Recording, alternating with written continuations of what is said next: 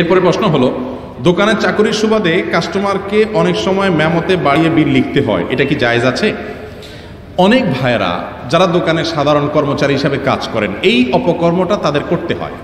সরকারি বেসরকারি প্রতিষ্ঠান থেকে অথবা যে কোনো জায়গা থেকে কাস্টমার আসে, বলে ভাই খালি ভাউচার দেন, কারণ সে 10 টাকার মাল 15 টাকা লিখে বিল করে টাকা তুলবে। অথবা দোকানদারকে খালি দিতে বলা লাগে না, দোকানদার নিজেই লেখা দেয়, বলেন ভাই কত লিখবো, কারণ তার দরকার মাল বেচা। এই কাজগুলো যদি কেউ করেন সেটা সম্পূর্ণ হারাম হবে।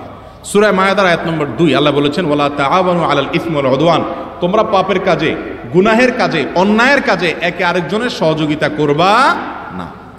আপনি একজন চুরি করবে, দুর্নীতি করবে, অফিস থেকে সে মিথ্যা বিল দিয়ে ভাউচার দিয়ে টাকা উঠাবে, আপনি সেখানে তার চুরি করার জন্য সহযোগিতা করলেন। কেমন যেন একজন আরেকজনকে খুন করবে, আপনি ছুরিটা আগায় দিলেন, কারণ আপনার মাধ্যমে সেটা করতে পারলো।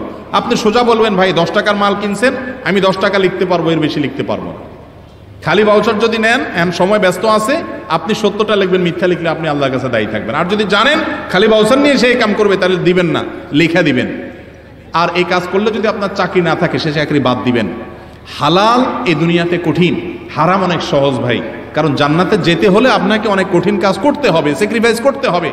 সেজন্য কোনো অবস্থাতে মিথ্যা বিল ভাউচার লেখা যাবে না। অনেকে মনে করে আমি তো আর খাবো না, সে খাবে না, সে অন্যায় করছে, কিন্তু আপনি তো প্রত্যক্ষ মদদ দিচ্ছেন, আপনার মাধ্যমে সে অন্যায় করছে, বিধায় এর দায় আপনাকে নিতে হবে। খুব জঘন্য অপরাধ।